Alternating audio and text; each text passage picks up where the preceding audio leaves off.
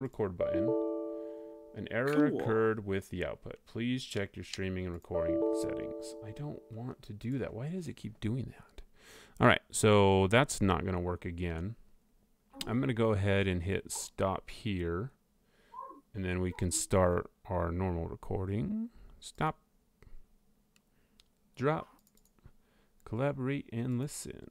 Ice is back with a brand new invention. Something grabs a hold of me tightly, circles like a hawk, daily and nightly. Will it ever stop, yo? I don't know.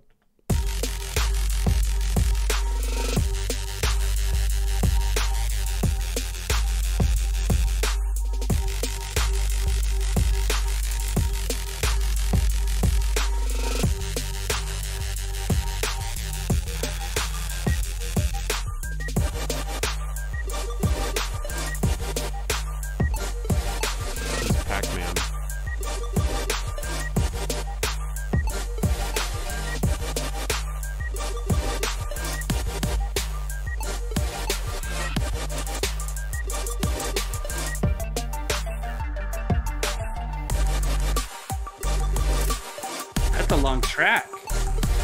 We got 4 more minutes. Dang. I like this part.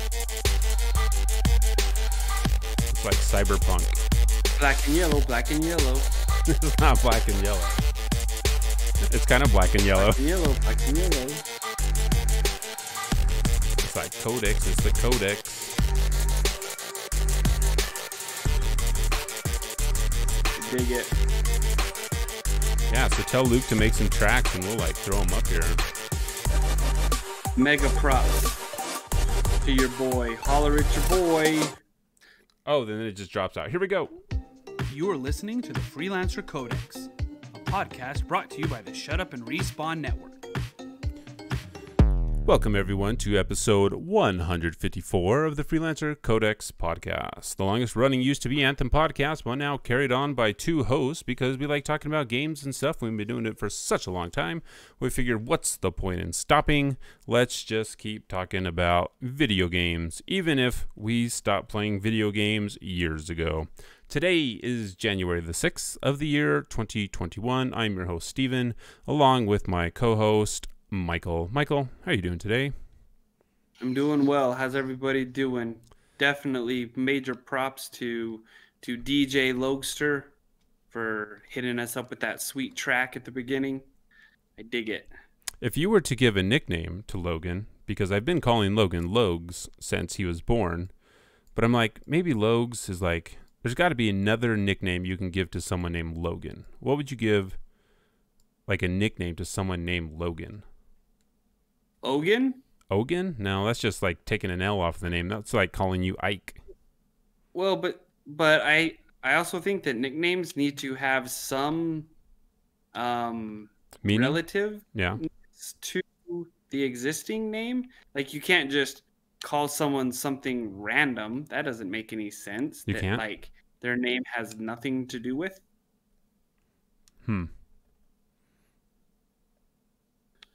Yeah. I'm just saying. Are you finishing? Are you finishing up a strike? Is that what you're doing? No, I'm not doing a strike. I'm curious what you're doing. Just listening. Oh, okay. Listening and doing. I just hear your controller clicking and clacking.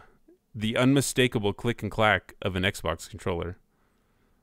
I don't have click and clack of nothing, man. If you were to hold your hands up, what would be in your hands right now?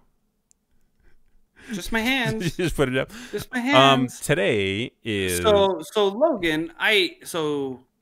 So for him a nickname. I like Logs as a nickname. I know that one of your kiddos is kind of denouncing the nickname that we've been using for him for the longest time. I don't know why all of a sudden like Wesley like decided like you can't use that nickname anymore. I don't know what happened, but it's like he just really doesn't want us to call him Wes the Mess anymore. And I thought that was like the coolest nickname ever. Which I get. I mean, I had aunts call me what was it? Was it Michael Motorcycle or something like that? Really? That got kind of old for me. Why would they call you Michael Motorcycle? What a weird thing to add like onto a name. Well, I mean, again, the whole alliteration thing is a thing, right? The M's and I don't know. I was fast. because that's always been kind of a part of my I was gonna say makeup, my DNA, my Your identity. identity? I was a fast kid, Part of your and id. so yeah, maybe. What a weird thing. So I don't know, man. Anyway, sorry. It is kind of weird, and this is great combo to start off with. We promise that it's gonna get better. But nicknames, man, hit us up with your nicknames. What do people call you? Do they call you anything? I don't think I have a nickname now. We call you Mike. That's kind of a nickname. And on that promise for things to get better, I guess we should just go ahead and jump into the...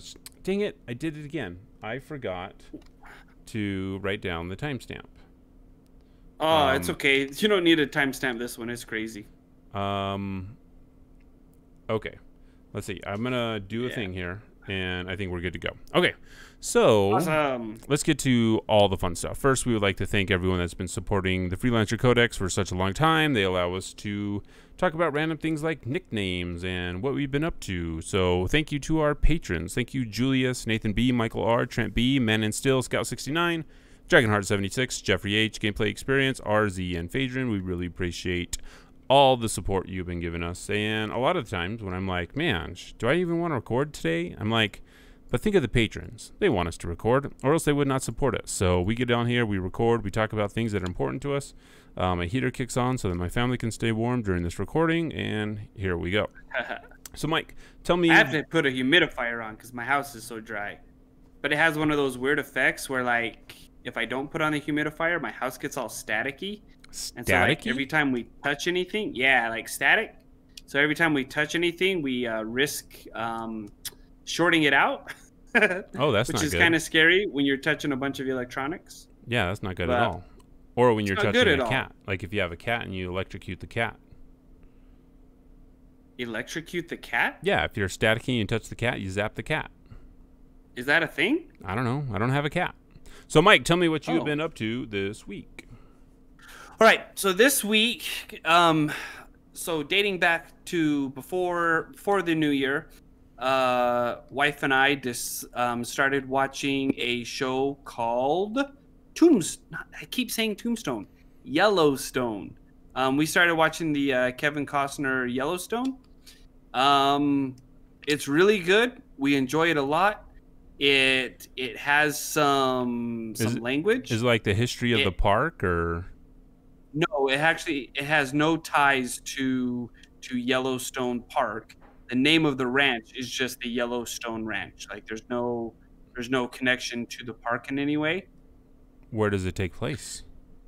It takes place on the Yellowstone Ranch in Montana.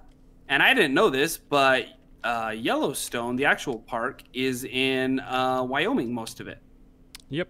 It is indeed. A history lesson for you guys if you didn't know that. But yeah, so Kevin Geography Costner, lesson? Or whatever. Just forget it. Really good show. We really like it. A little bit of language. So if you don't care for the language much in TV shows, maybe skip this one. if you don't care if there's language in your TV show, like if people talk or. Well, no, I know that there's people who don't care much for like Game of Thrones type language, and this one definitely has its share. Is it trying to be like Game of Thronesy? Shout out to Rusted in the chat. Happy New Year's, Rusted, all the way from Japan. I think everything from now on is trying to be Game of Thrones seasons 1 through 5. And they all end up seasons 6 through 8. Maybe 6 through. I think there might have been 9 of those. I don't think there was 9. because I mean, huge thing, right? Game of Thrones was huge, and so everybody's trying to repeat that formula, and that formula had some things going for it, and so yeah, I think everything's trying to be that way. But Yellowstone, I feel, is just really well written. I enjoy the characters. I enjoy what's going on. So definitely check that out. There are 3 seasons, 10 episodes in the first season, and then 9 in the next seasons. I don't know why that, but that's how it is. When does when does it take? You're gonna have to tell me like what the show's about. Okay, so a family of ranchers, who are fighting the who are trying to save their ranch, keep their ranch. People want their ranch to build things on. They want the land because they don't think one man should own all that land. You know what's funny So about there's a lot of different takes on kind of everything that's going on, different perspectives. There are many characters. The land itself seems to be a character. There are family issues because there's brothers, and brothers tend to fight, and there's a sister, and there's family drama, and there's funny characters, there's light moments, but for the most part, the show is pretty serious, and it's just really well done. Cinematography is great. The acting, I think, is really good, even from the kid, which normally I don't like kids in shows. Oh, I'm glad you finished that. I was going to say you're a teacher. Yeah, how do you not like kids? Yeah. But the funny thing you were saying, it's easy not to like kids. I guess that's very true. But it takes place in the year where it's filmed. So 98, 99, 2000 kind of thing. Wow, that was weird. What do you mean? 19, so the year 2018, 2019, and then 2020. So it's from our own time. Oh, okay, gotcha. Yeah, so it's not like it's current. It's current day. It's current, yeah, it's current, and it's just really good. I enjoy it a lot. It was one of the shows. It's been a show that my wife and we could watch together. She normally is asleep pretty early, and kind of leaves me up, and so it was kind of nice. She was like, "Okay, put this show on now. Sure. Are we gonna watch Yellowstone tonight?" Like, okay, yeah, I guess we are. Oh, she's excited about it. Cool. She was excited about it. She was like, okay, we finished it. And I said, well, the next season isn't going to be out until probably June. She goes, start it over. Oh. So she liked it a lot, which was fun. Wow. Kind of fun to connect. You talked about connect that way. Yeah, you talked about Yellowstone and them fighting over land, and that's their big thing. And it made me think of way back 20 years ago, 25 years ago, 30 years ago when we were kids, and every time we would play Legos, like that was our big conflict when we would fight playing Legos is, hey, you stole my land, and we would play Legos over stolen land. So I don't remember that. Yeah. I remember a lot of, hey, that's my piece. No, I don't know if you're equating that to the land. No, because we would build our stuff, and our big thing was like, all right, build your ship, and then you build your ship, and then we'd play out our little narrative, and our little narrative was always like, hey, that's my land. You stole my land. Get off my land, and that's how it would go. So that was like, oh, it's like we invented Yellowstone back when Legos were, back when we were young. So pretty interesting. So that's funny. I definitely don't remember that, but I guess. I remember many things. So all right, so you were watching Yellowstone. What else you got? You got a bunch of stuff listed here on things that you did this week. So I've been playing Stack mobile game. One of the achievements that I'm supposed to get is 90 stacks in one game. And holy cow, that's frustrating because I just can't seem to do it. But I get like so close, like every time, right? So I got to 88 while I was waiting for Paige Gymnastics. And it's one of those dumb games that you just really want to do because it's simple and it's like time killer and it's there. Yeah. So I've been playing Stack, doing that. We got a Monopoly game for Christmas. We played Monopoly with the kiddos. This one was Villains, Disney Villains Edition. If anybody has ever played that, it's really odd because it teaches you how to be deceitful and conniving and kind of a villain. And not really play the rules of Monopoly? Yeah, which I guess is the point of Disney Villains. So the boys are like, hey, get us like the real one that we can play. I'm like, okay, I'll look for a real one. And I get on Hasbro.com to look for Monopoly games. And there are like 12 pages of Monopoly games because everything you could ever think of has a Monopoly edition. Yep. Stranger Things has a Monopoly. Every pit stop in the United States of America has their own Monopoly board. Yeah, and they're just, yeah. So looking for one. I found one. It comes in a nice wood box and is more durable than than just the cardboard box. It's like the anniversary edition. No, it's called the rustic edition. And so what's cool is that the houses and the hotels, they're all made out of wood. The board has like a rustic wood finish to it. Right. So it's just a rustic edition. So I kind of like it. I was, however, looking at the electronic banking editions because I don't like how much is this, how much is that, where's your money? Okay, guys, don't bend your money, don't lose your money. But then I thought, well, it's also good that the kiddos get to play with play money and handle it and kind of see and count and do feel. the math. So yeah, so I think what we're gonna do is we're gonna end up getting the rustic Monopoly Rustic Edition is what it's called, and that is available on January 17th from Amazon.com because and you'll play it one time and then everyone will hate the game because it's a terrible game to play, and it's like, all right, I'm glad we bought this version to play one time, and now everyone hates each other. But I think that every house has at least one version of Monopoly, right? I wonder, yeah, and every house still has it because it never gets played, and because they always look at it and say, remember, kids, we don't ever touch this box because of what happened in 1999. It's not, I mean... It's not a good game.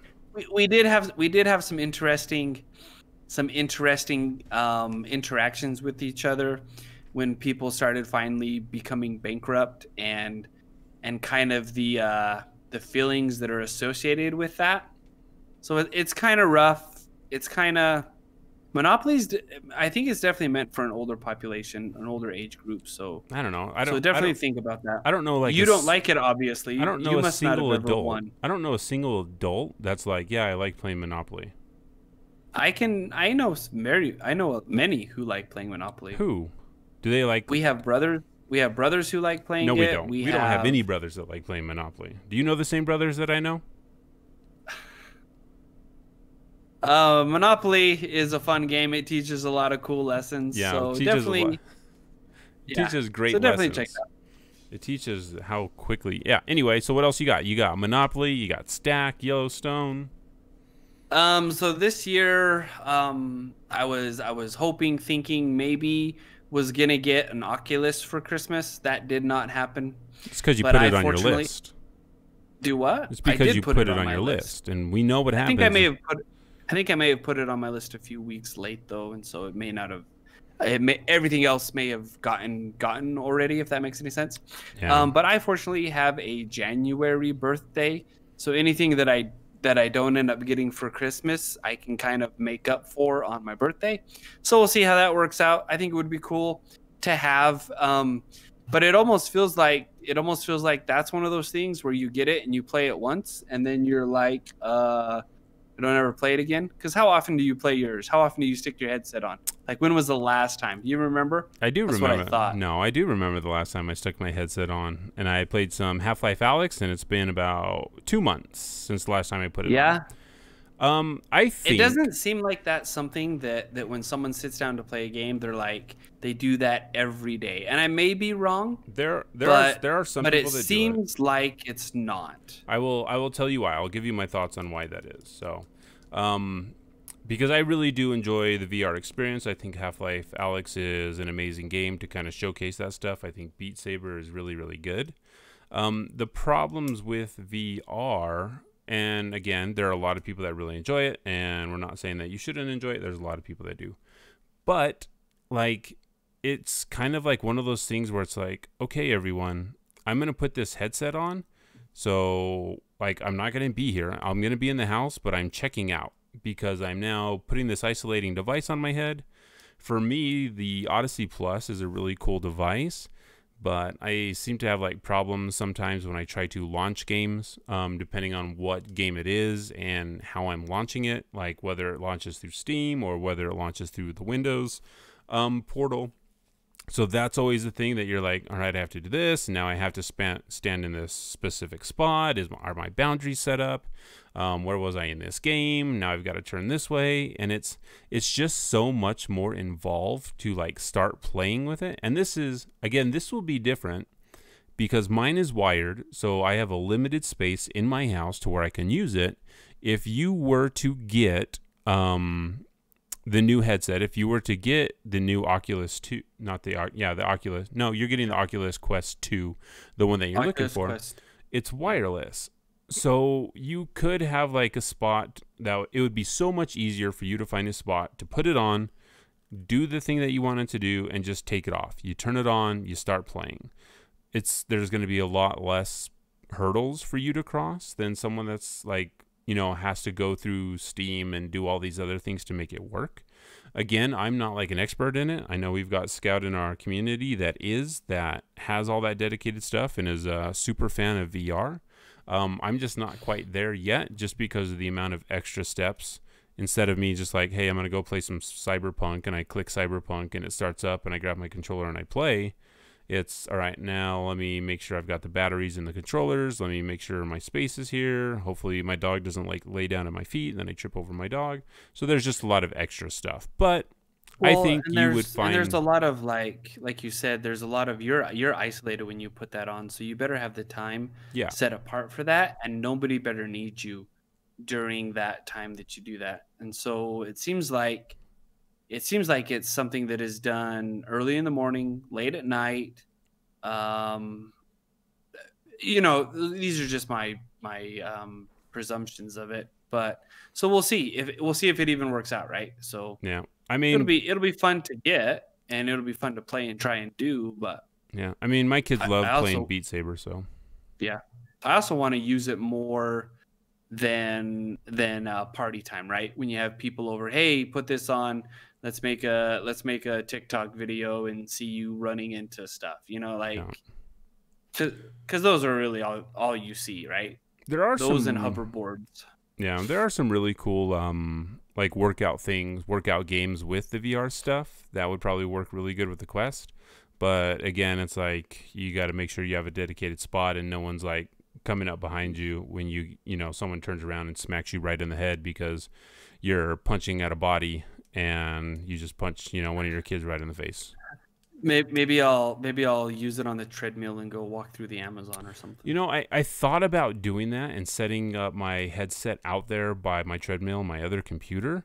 But then, like, even when I am like watching TV and on my treadmill, it's really hard to like have your eyes closed and walk in a straight line. Even if you were on a treadmill, like it's difficult to do. Because you're moving and, like even if I'm walking straight, sometimes I like accidentally step on the side of the thing and then it messes up your balance. So like it would be a really cool idea to do that. Maybe I'll get brave enough and I'll go out there and I'll try it.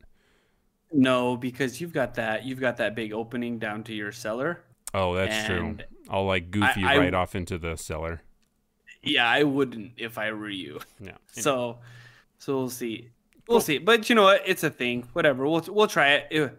It's still a few weeks out, so we'll see if that ends up getting here.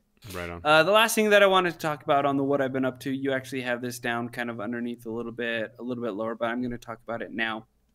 We have a gaggle of nieces and nephews, and I think I mentioned this. Oh, I mentioned this during my school meeting on Monday, during my staff meeting.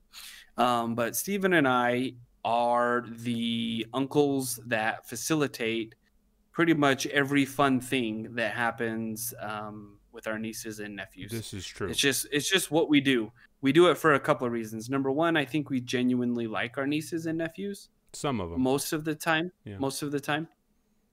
But also it's because we definitely don't like the adults. Because adults are just the worst. Agreed. And it doesn't matter what setting you're in, right? Eventually, the adults are going to turn into the worst. So Stephen and I, we kind of preempt that by removing ourselves from situations. I think it was last week, we talked about rockets. And again, that is something that you and I facilitate. We buy the rocket engines. We buy the classroom pack. We have the kids come over to the house and they build their rockets with the spray paint and the glue and the fins and the letters and the sparkles and the sprinkles and the glitter and all that stuff, right? Then we go out, we set them up, and we try to be as patient as we can when kiddos are wanting to load engines and starters and plugs and hook them up and shoot them off, and every single one asks, if they can do the next one. And it's funny because while we're doing that, there's a group of adults that kind of works around us, kind of works through us, taking their turns, which seems really weird because at the end of the day, I'm like, well, who are we doing this for? Hence, the But adults anyway, are the worst. Yeah, but I digress. So one of the things that Steve did is Steve set up a Minecraft realm for all the nieces and nephews to get on, and they have latched on to that thing. It's been up for how many days? 6 days? It's only been 5 days? Yeah, maybe 5 days. 5 days, and it's so funny. Kind of our own Yellowstone kind of going on, because we have one little nephew who is destructo, and Yeah. he likes to break into other people's places and blow them up, and it's creating some issues, which I think is funny when I my 30,000 view of it is pretty funny. But when I have kiddos coming to me crying, because I guess I can understand the work that goes into building what they do in Minecraft. Like it's not just built automatically; it takes time. And when they show up and all of their chests are full of coal and Or it's there's covered in lava. flowing, or is covered in lava, right? And it's funny. It's funny that, because I remember having those same kind of conversations. And really, what it is, it's a good learning experience, because you have the conversation about, ultimately, if this were done to you, how would you react? Well, I wouldn't like it. Well, there you go. But also this represents time. This represents effort and work put into it. And we've got some pretty creative kiddos, and they're building really cool stuff. My youngest ones, who are 6 and 3, they're even getting into it a little bit and kind of playing, right? They're kind of just moving their character around. So it's fun. And it's simple, right? Minecraft it's as complex as you want it to be. So Yeah, and which is really fun for the kids to do. Yeah, I'm excited for them to be like so into it. It's a game that I never got into, that I'm like, I was actually thinking about maybe I should jump in there and just like try to lay traps for them. So like I didn't really blow up their base. They stepped on a switch that ignited the hundreds of boxes of TNT that I placed under them. So yeah, you wouldn't know how to do that. I am so good at those things. So yeah. Anyway, right on. Hey, Mike. while you talk about the stuff that you're done, I'm gonna have to step away for a second. So you're gonna be one on. Oh, this. I'm totally gonna do this. I'm gonna solo this. I'm gonna solo the raid right now.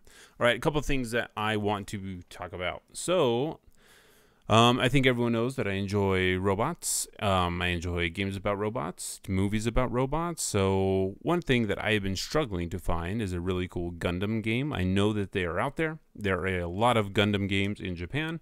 Not a lot of them have been imported over here to the US, and if they are on a PlayStation. I don't currently own a PlayStation. Maybe I will now that they're discontinuing a bunch of the models. So there is a mobile game on iOS. I forget what it's called. It's some dumb Gundam name.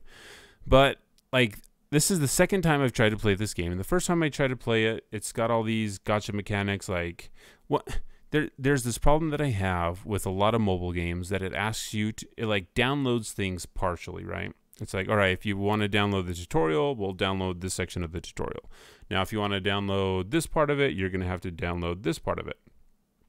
Rusted in the chat says, I assume it's Gundam, but I've seen an arcade that has large sit-in units that are networked. Man, that is like the coolest thing. Like, that is all I want. I want to sit in the cockpit of a Gundam.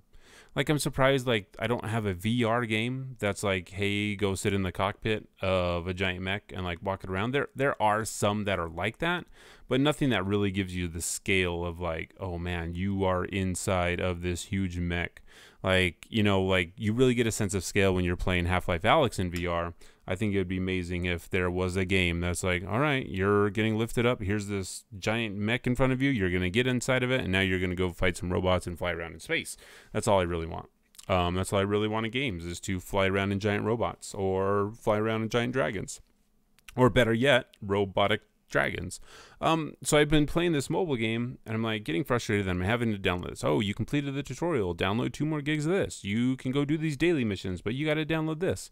And I kind of just got to the point where it's like, you mash up all the pieces of every Gundam ever, right? So you get these loot boxes after you beat a mission. It's like, hey, you got this part, you got this part. Now you can put it together, and you can form these weird-looking Gundams that are like a mismatch of every piece from everything. They've got this head from Gundam Wing and this head from Gundam Seed, and you've got this stuff from Double O. Anyway, so I'm like playing this game, like thinking like, all right, this is going to be the time that I really enjoy this game and I really like it. But for the second time, it hasn't worked because of all the gacha mechanics and, like, you know, the gating that happens in mobile games. And it's just frustrating that, you know, eventually that's where I got to where it's like, I don't want to play this game anymore. So for the second time, I've deleted the mobile Gundam game off of my phone. So I failed.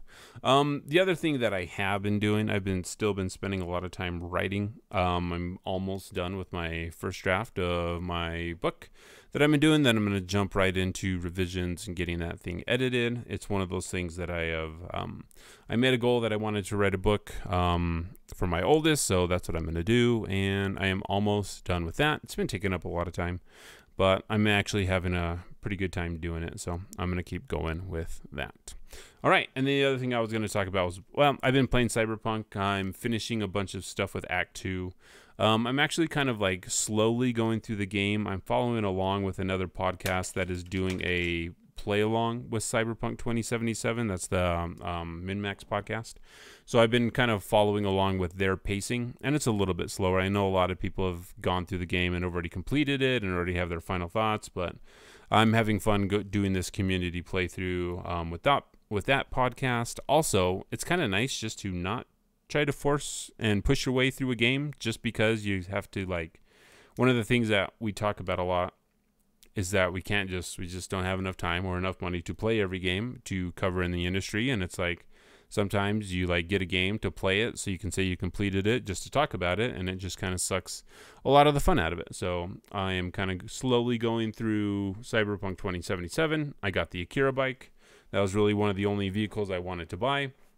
It doesn't really change up like how quickly you move through the world or not, but I was able to drive it into a river, and I found a Siamese cat at the bottom of the river that was alive, just like hanging out at the bottom of the river. Because that's what happens? Because Cyberpunk. Because that's cool. It must be like a cybernetic cat. No, it was just because there was a cat there, and it was like the algorithm said there's a cat here, but there also happened to be water there. And I was like, all right, so here we are. That's funny. We've got underwater cats. So, have you ever been playing a game on your PC and you're sitting kind of close to it, like close to your screen, and you make like a move trying to find an enemy and you get yourself sick? Yep. I think I did that to myself. I got kind of like lightheaded and like super hot just now. Motion sick. So I did. So I do apologize for bouncing, but I'm back now. Hopefully we're good. Had to ditch the sweater, grab some water, kind of resetting my bearings, hold kind of thing. Back up for a second. You said that happened while you were playing a game? Yeah. So earlier, before we started talking. Oh, before we started talking. Yeah. Not like totally just a couple minutes. Not like ago. on the show. No, that doesn't make any sense. Yeah, you not wouldn't be playing Destiny while we're talking. I would not do that. And I did it once and I got yelled at, and so I won't ever do it again.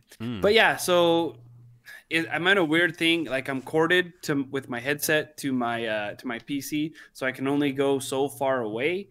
And anyway, so if that's ever happened to you, like don't feel like you're the only one that it's ever happened to, because I got myself turned around and I got a little bit motion sick, which now kind of makes me wonder how I'm gonna do with VR. I mean, you've done it here before in the past, so.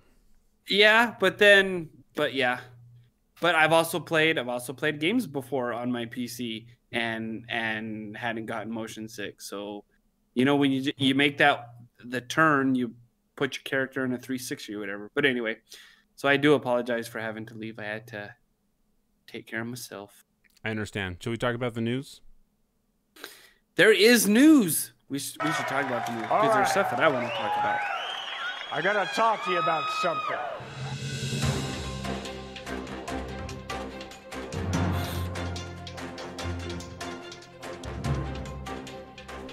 So this just in, a Twitter message from the Outrider team.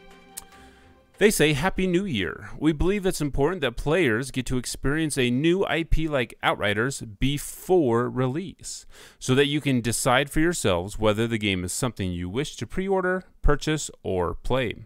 For this reason, we're excited to announce that on February 25th, 2021, we will be publishing a free demo, giving everyone the chance to play the first few hours of the game with all 4 classes, in both single-player and co-op, along with seamless migration of your character and progress to the full game.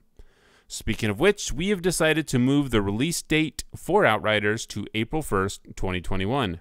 No joke. We will spend this extra time fine-tuning the game and focusing on delivering a fantastic play experience at launch. Thank you for hanging tight a little longer. We appreciate your patience, the Outrider team. That is a direct response to Cyberpunk. Do you think so? Oh yeah, absolutely. Like Absolutely. In what way? Tell me why. They saw that like Cyberpunk put their game out, which was not ready. And I think a lot of times, because we've talked about it before, that there's kind of an understanding that games aren't ready at launch. I think I was kind of surprised to learn that there are many games that aren't ready at launch. And I'm not just talking like those fixes that you find out are things that need to be fixed while people are playing, but like just straight out of the box. Like, we have this deadline, guys. Game's not ready, but we're gonna put it out anyway. So here you go. Hold on to your butts, and then let's go, right? And so I think the delay comes because they saw kind of what happened with Cyberpunk, and they're like, let's just hold up a little bit and let's back up. I think it also with the demo that's coming out. Again, I think this is just par for the course now. I think every game's gonna come out with the demo. And so, I mean, I don't think so. Because you don't think? Yeah, and just to so we can have a conversation over here. Like, if Outriders was ready and if it was polished, like, just because Cyberpunk came out a mess on certain consoles, that wouldn't make them scared unless they're like, okay, we are not ready, right? Because yeah. So it's like, okay, could it be because of the pandemic? Possibly. Could it be because they're like, all right, like, we don't, like you said, we definitely don't want this to happen, so let's spend the extra time. So I don't know if it's a direct response to Cyberpunk, but I bet it's heavily influenced by Cyberpunk. So yeah, and I think that's what I meant. I don't think. Gotcha. Yeah, I don't think it was like a response to what they did, but they're definitely. I think now every studio is going to follow suit, right? I definitely think if like the age of the demo comes back, that would be beneficial to all of us as players.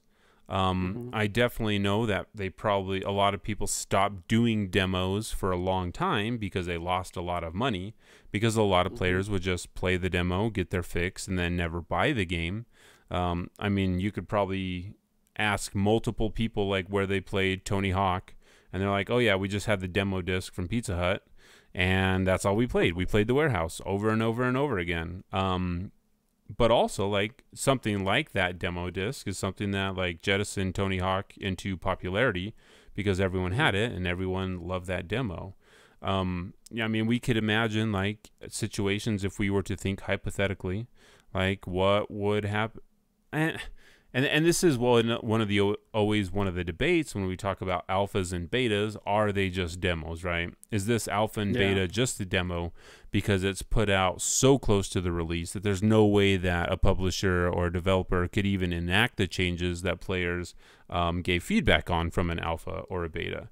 I guess that depends on what the feedback is. We've played games where hot fixes are done. They're pushed out to consoles pretty quickly. Yeah. We've played games where within a week there was stuff either removed or changed or tweaked. And again, maybe those sandbox issues and balancing issues are easier to do versus reworking a whole level. Yeah. Right?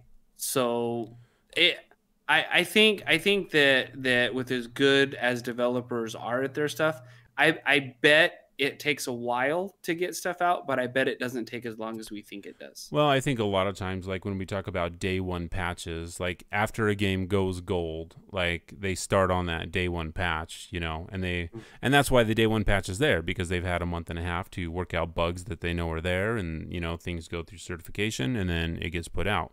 Like I think it's super cool that they're putting a demo out. Like I wish most games would go the demo route. I remember when the Xbox Arcade, like they had demos for every single one of their games, and it would just be nice to, you know, like talking about Phaedron. Hey, thanks for showing up. Phaedron's just joined us in the chat.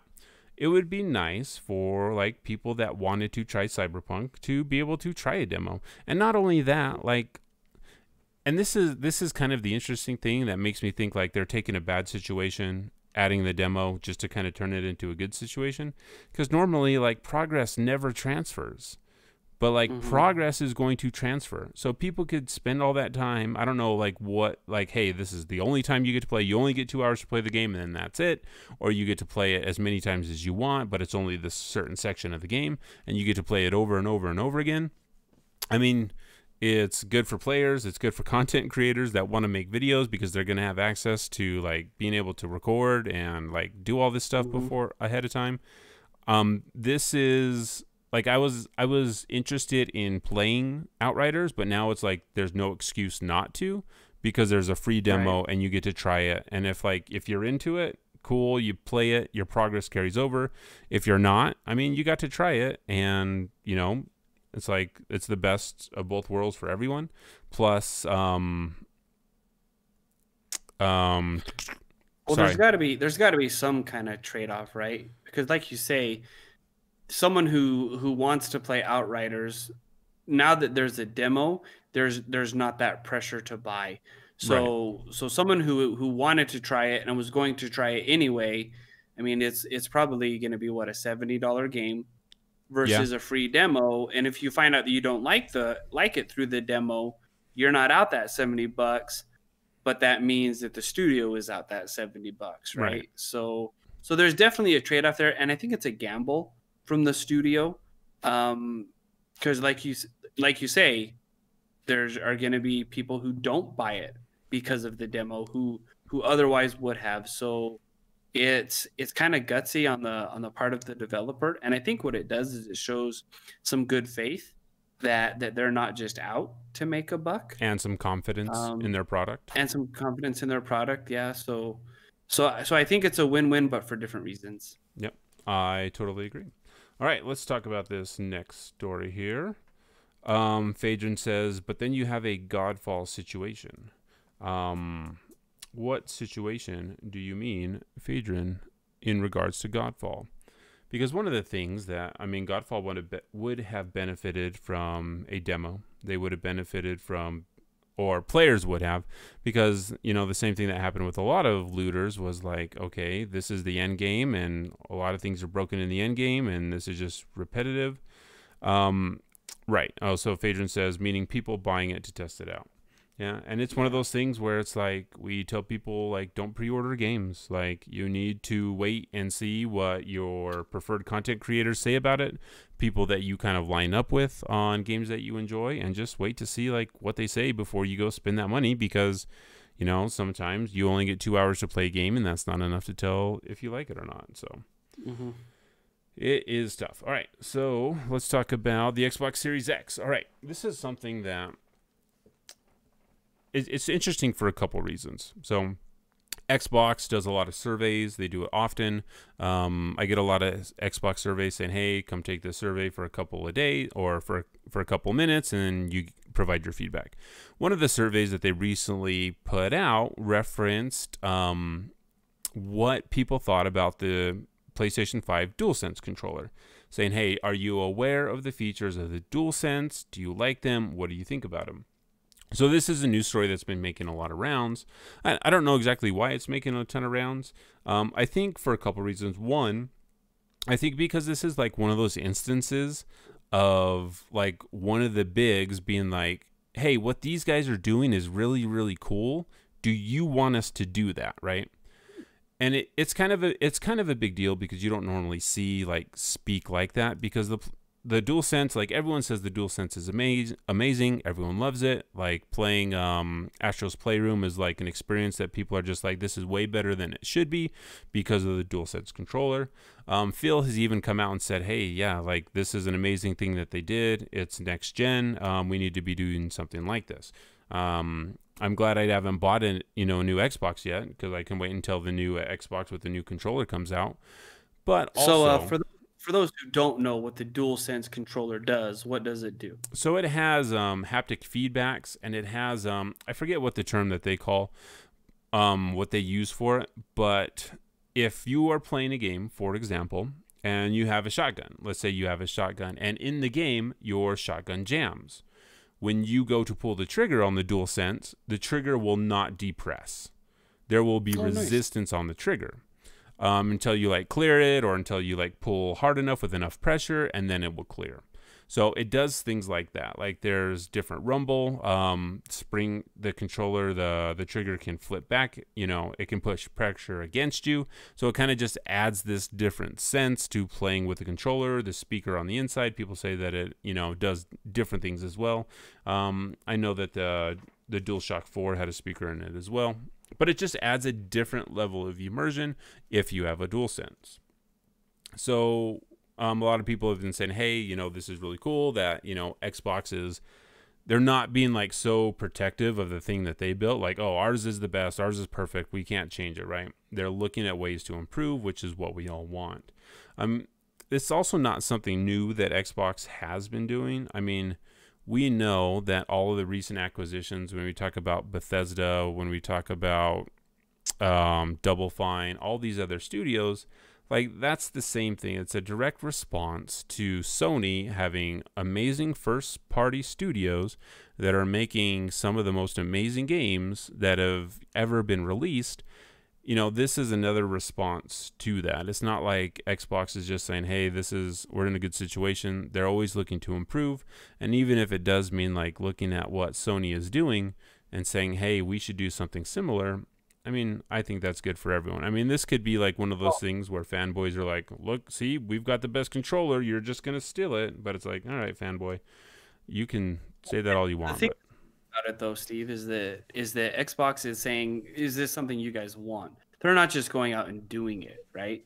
And whether or not they listen to that feedback, because they may already have an Xbox Series X/S second edition controller already in manufacturing, right? Yeah, it's possible. It's possible they could, but they're at least saying, is this something you guys want? And it is kind of cool and probably a little bit unheard of that they're praising the competition for something that they're doing. But I think it kind of shows where they are, and at least it gives us the perception of them caring about their player base versus the bottom line, which again, like we said earlier, kind of goes a long way to keep existing customers, existing Xbox players, and to maybe even getting some new ones. Just that perceived transparency that the studio is giving, so the Xbox is giving. So I think it ultimately it's a benefit both ways, because if they build a new controller and then everybody wants to buy it, that's just another payday for them, right? So, and hopefully they can do something like that, because that would be cool to have high-tech controllers indeed. For $180. Let's see. Phaedron says the Switch had HD rumble. It was all the rage when the Switch came out, and no one talks about it. Yeah, I agree. And I mean, the Xbox controller now has haptic feedback, but I think that extra thing that the DualSense does, like offering the resistance on the triggers and stuff like that, is the thing that people have really been excited about. Because I don't care about rumble. I turn rumble off in most of the games that I play, because I just don't care about rumble. It's not something that like super interests me at all. I don't care. That's interesting. Well, I mean, it just sucks up battery life, and it does, to me, it's like, oh, you're getting shot, your controller's rumbling. It's like, all right, thanks for letting me know. But well, sometimes that's all you get. Well, sometimes like, you just, what game are we playing? Any game. Sometimes I guess maybe if you rely on that, it's tough when it's not there. and I know a lot of players just kind of rely on that input versus maybe something they can see visually. Yeah. So next up, we have some Sony news. Sony is discontinuing. It's hard to say. That's these a good words. word. Yeah, that's what they're doing. They're doing exactly that. They're ditching every PlayStation 4 model outside of one type of the Slim in Japan. So they are ramping down on PlayStation 4 manufacturing. I thought this was interesting because this is really, really soon. They still have one SKU that they'll be releasing, but they're converting everything over to PlayStation 5s. It's pretty early. I think the PlayStation 3 was like in production for like 3 years after the PlayStation 4 was out there. So this is just really fast. I think they're probably just selling a lot of PlayStation 5s, and they say, hey, if we cut these out and we start ramping up with PlayStation 5 production, we can get more of them out there, more people will buy them, and we'll make more money. So I think that's why they're doing that. I thought about, it's like, man, maybe I should get me a PlayStation 4 now so that I can play a couple of those games. So I would like to play God of War and Final Fantasy VII Remake, but I'll get there someday. So they're changing that in Japan. Are they changing the SKUs here in the States? I'm not sure. I imagine it'll trickle down this way. I think all their manufacturing is over there anyway. It's probably over in China. So maybe that's what maybe that's what the article meant then. Is it? I don't know what I was trying to say just now. Me either. You can move on. I'm gonna move on. I lost it. It's okay. Could you find it again? It happens. No, I can't. I have lost my marbles. My lappy just peed the carpet. So. And do you think, like, is StrongBad on right now? Like, if you were to look up strongbad.com, would there be new comics? It would be fun if there were. It's actually, isn't it homestarrunner.com? Homestarrunner.com. I think it is. Let's see. Homestar Twitter. Homestarrunner.com. Everybody. Let's see, when was it last updated? It's still on here. And there is a Twitter account for StrongBad, and the last time it was updated was January 5th. So, yeah, you could still go get That was yesterday. That's funny. Oh, that was yesterday. We'll listen to some more StrongBad after the show. How about we do that? That's funny. All right, RuneScape. Mike, do you know what RuneScape is? I believe, although I haven't played it, I believe it is kind of in the vein of World of Warcraft, right? Huge MMO, what is MMO? Multimedia online, monster Keep going. online. You're doing good. You're almost there. Mario Maker online. You're so close. So, yeah. So but it's old. It's 20 years old. So RuneScape turned 20. You're supposed to say, how old is it? How old is it? It's 20 years old. It turned 20 years old. See, you thought it was going to be a big payoff. It wasn't. It wasn't. It was just a small payoff. No. I remember when we were in school, Sean Spinks was like, dude, you got to check this game out. And I was like, nah, man, I play real games. I play Blizzard Entertainment games. Like, I am a real video gamer. And he's like, check out this Minecraft. I'm like, this looks like crap, dude. Like, what is this? Like, it was bloxy. It was blocky. People would run around. He had an axe. He was hitting stuff with an axe. And I'm like, what are you doing, man? Come play the real games with the real PC gamers like me over here. Let's go play some Warcraft, all right? And he, like, just played this game and is like, this is cool. And, like, that game caught on, man. Like, everyone in the school was playing RuneScape. And I'm like, I'm not playing this stupid game. I'm not going to play RuneScape. Stop it. And everyone was doing it. I wasn't there for that. Yeah, they were running around with their capes. And I'm like, you guys are weird. And guess what? When we talk about MMOs that have survived, you know, do people still talk about EverQuest? No, not really. Do people still talk about Ultima Online, which is one of my favorite MMO experiences ever? No. They're talking about World of Warcraft, and they're talking about RuneScape, because RuneScape is 20 years old. Blows my mind. Crazy. Blows my mind. And it's like, it's probably still going to keep going because people are still playing it. And I'm like, it's one of those things that you just don't expect that to still be around. It's like when they talk about EVE Online. People are like, oh, EVE Online just had record-breaking numbers. They just had another massive battle where they destroyed half of the, ships on the server. I'm like, that game is still going? People are still like, have a second job playing EVE Online, like filling out spreadsheets. And it's, nice. Yeah, people still do that. So congratulations to the people that are playing RuneScape and the people that are playing EVE Online. Maybe they're two of the same people. They're just playing both of them at the same time. So I guess kind of a meta question when it comes to stuff like this, because 20 years in anything is a long time, right? Yeah. 20 years in a sports career is a crazy long time, and only a few athletes have done it. 20 years for a video game is probably unheard of, question mark. Is that, I mean, like if I were to name games that have been online for 20 years, could I do it? I would say RuneCraft or RuneScape. RuneCraft, Warscape. RuneCraft, Warscape, Ultima Online. So games that have been. So I guess what makes a game get to that level? Is it fans, man? Is it fans? Fans is drive it. Is it new fans coming in? Is it original fans keeping it going? What is it? I think it would have to be a combination of both. You have to have new fans coming in. I think SWTOR is like 8 years old. Warcraft is 12 years old. Let's see. No, Warcraft is more than that. Hit you a little bit for saying that. Warcraft World of Warcraft started November of 2004. So how old does that make it? 16 years? So has it been 16 years? Going on 17? It can't be 16 years. No. It has to be, because like right when I left for Argentina, it came out. World of War. 20 minus 4 is 16. 21 minus 4 is 17. So. Yeah, November 23rd, 2004. Wow. Okay, so RuneScape launched January 4th of 2001. World of Warcraft, blah, blah, blah. World of Shadowlands. How do I find out like what the oldest running game is? It'd have to be. I bet you could just Google it. Let's just try Googling it. Oldest. We'll see it, but this is probably going to give you, like, because we have to be super specific. Oldest running live service game? Oldest running still online game?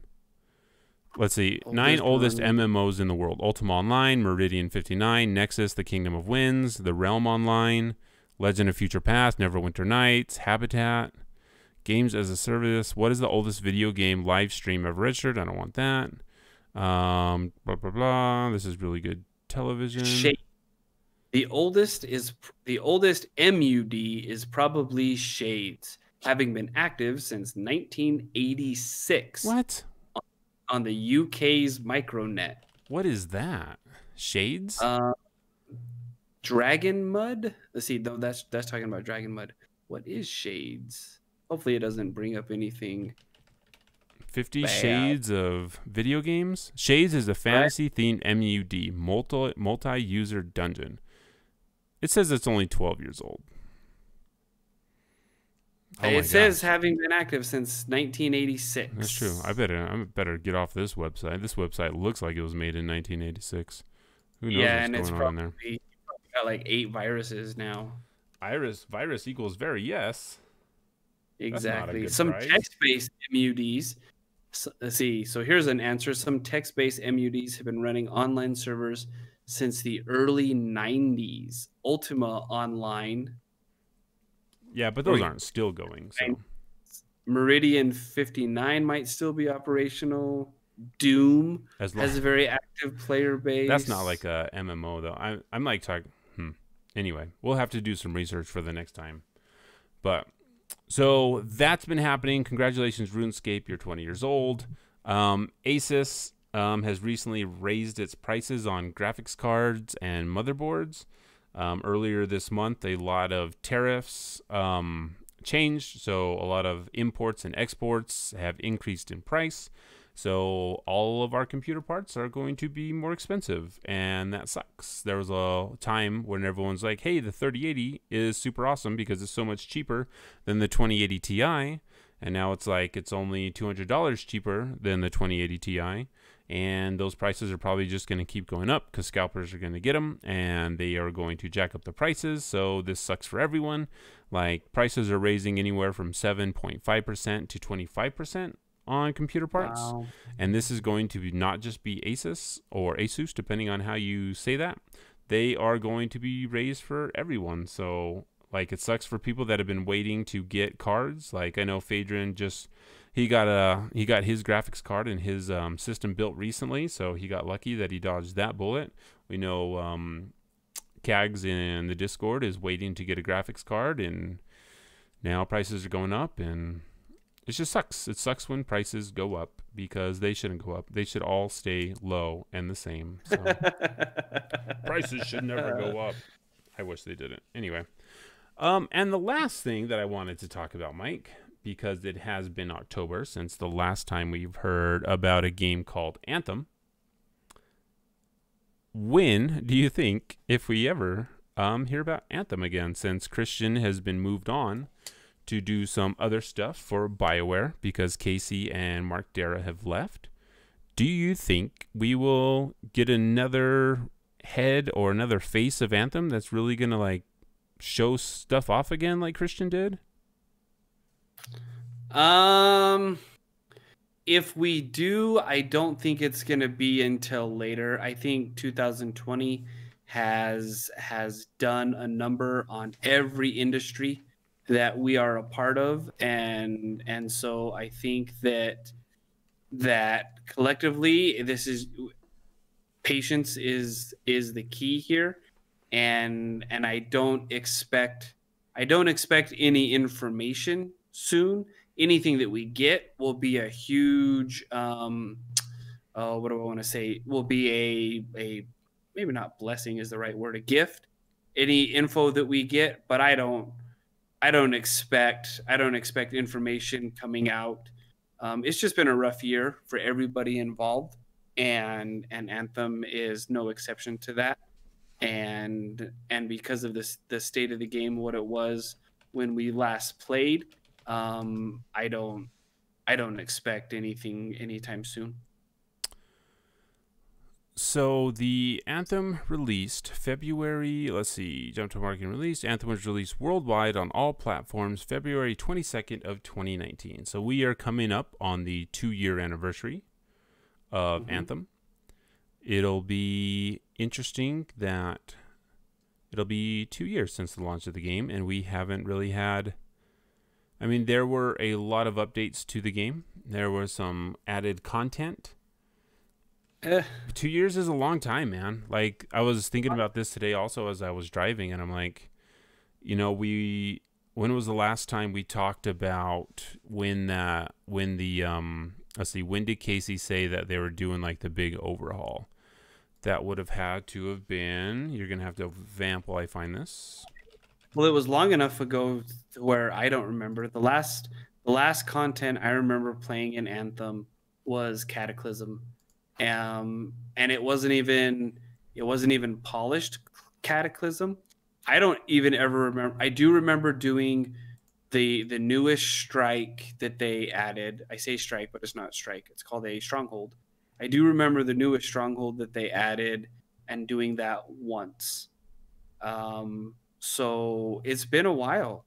It's been a while since I've done anything related to Anthem, and that's really sad to say, considering how we started when we started. But again, I mean, it's tough. And go ahead. I found the message from Casey. I knew it was a while ago, so I had to look on their blog. February 10th of 2020. So this would have been their 1-year anniversary. Casey says, in the meantime, we will continue to run the current version of Anthem, but move away from full seasons as the team works towards the future of Anthem. We will keep the game going with events, store refreshes, and revisiting past seasonal and Cataclysm content.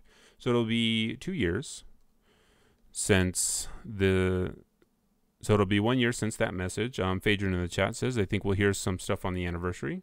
Nothing consequential, but maybe a state of the game. And I think this is the thing that I was struggling with the most when we talk about the state of the game. Like, the state of the game hasn't changed since February 10th of 2020. So I wonder how much they will be showing. I also don't think that they are ready to show us too much of Anthem 2.0, Anthem Next. And I'm just kind of like, we were all really, really hopeful that it was going to make a phoenix rise from the ashes, much like No Man's Sky, much like, you know, Taken King pulled Destiny out of it. And I just... But, you know, it still can, right? Like it still can. All it takes is patience. Because I would like to think that they're not working on it. They're not working on it. Hopefully there's a team building on it, and hopefully things are being done on it on the back end. But man, it's just super tough. It's super tough at this time to kind of go in at 1 year. So 1 year ago is right before everything hit. And if they were just kind of getting going with new direction, then everything hit, and man, that must have just deflated everybody in every studio, right? Okay, guys, now pack up and go work from home, but give us the same stuff. Like this, that just had to be tough. So I hope they can come up with something. I'm hopeful that there's going to be a Phoenix Rising, and whatever we get from Anthem 2.0 is looking forward to it at least. Yeah, Phaedron, thanks for the sub in the chat. I actually was able to turn off the notification noises, so it did not ring over through the podcast, so we appreciate it. Anyway. Not freak us out. Yeah, so Phaedron says, didn't expect anything until 2022.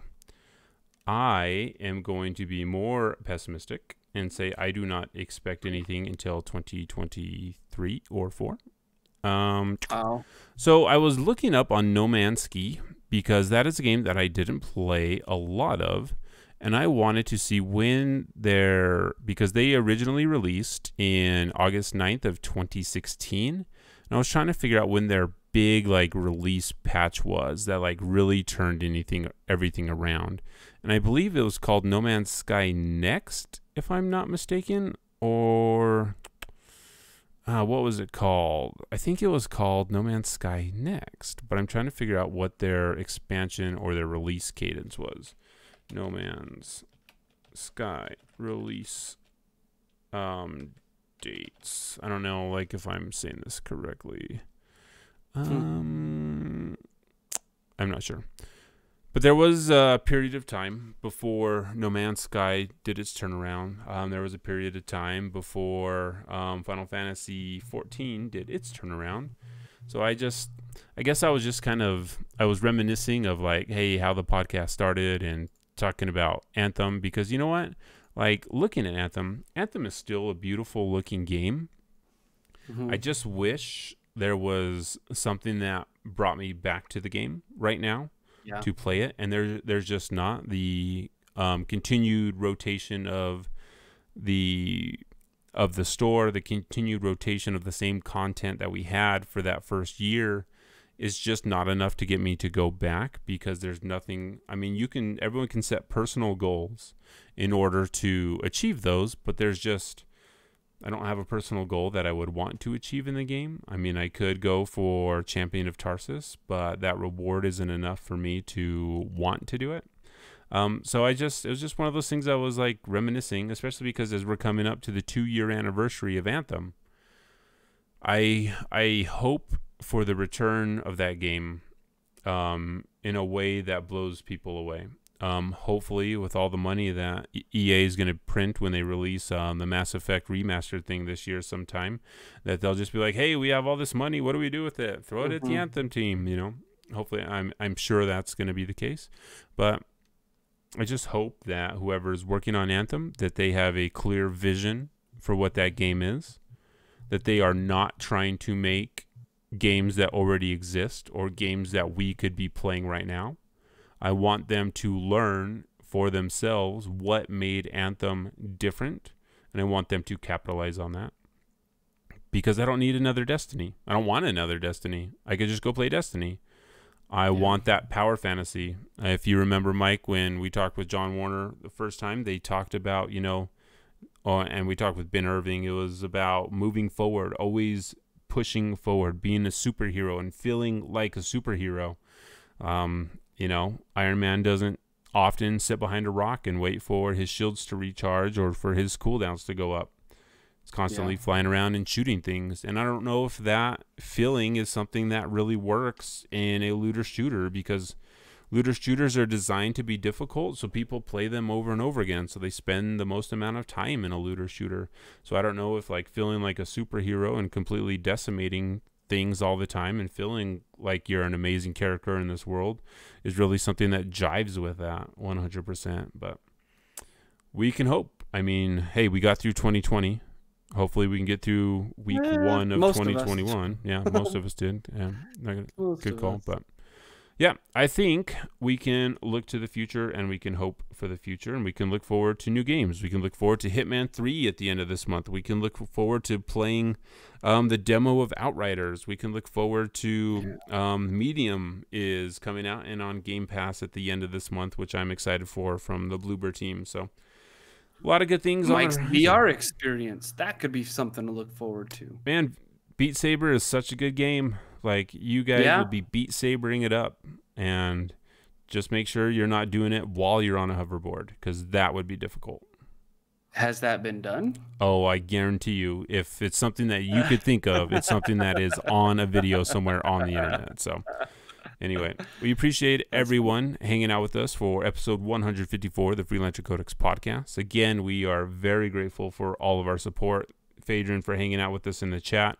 Everyone else that is lurking, watching on Twitch, we see you guys and gals. Thank you for the support. If there's anything you want us to talk about, anything you want us to cover, you can hit us up on Twitter. You can do that over there. Rusted, anything you want us to talk about? Yeah. Rusted, thanks for hanging out with us on the other side of the planet. We appreciate it. Rusted, you've got to send us pictures of that Gundam that's walking around. Like, I've got to see that thing. Like, you're like... Just go, like, touch it. I wonder if you could steal it. Can you go pilot it, Rusted? Go jump in that Gundam and just, like, walk it over here. Walk it across the ocean. So, yeah, everyone, thank you so much for hanging out with us for episode... I believe it's in there. I believe it's there. So, Rusted says the Gundam in Odaiba. I think that's how you say that. Odaiba. There are actually 2 Gundams. I think there's the Unicorn Gundam. Phaedron says he has to be a 12-year-old boy in order to pilot it. Fair, Phaedron, fair. All right, I've got a son that could do it. Okay, I'll have my son pilot it and save the universe. But there's 2 of them. They built the Unicorn Gundam. That one is really cool because it'll open up and light up. But then they have the one that they built for the Olympics, and that's the original Gundam that's walking around attached to a big old scaffolding, and that one actually moves. So a bunch of people made it. Or they did a bunch of videos saying, hey, look, the Gundam's flipping people off. But they're just clever editors. So, yeah. So, everyone, thanks for hanging out with us. We really appreciate it. It's time to go to sleep, wake up tomorrow, and hopefully the world will be a better place. So, yeah, everyone go out there and make the world a better place. That is your goal for the day. I think that's something that everyone should strive to do. Right, Mike? That's something we've been always talking about since the day we were born. Leave it better than you found it.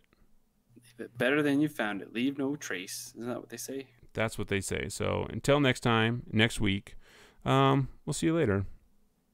There's a button I'm going to push. Should I push it? Yay, button pusher. I'm going to push this button first. Thank you for listening to the Freelancer Codex, a podcast brought to you by the Shut Up and Respawn Network. Follow us at Freelancer Codex on Twitter or Twitch. Send emails to freelancercodex@gmail.com or voice messages to anchor.fm/freelancercodex/message. We wish to thank all of our Patreons. We are grateful for you all. How come I can never figure this out? Stop that, and we're going to end the stream.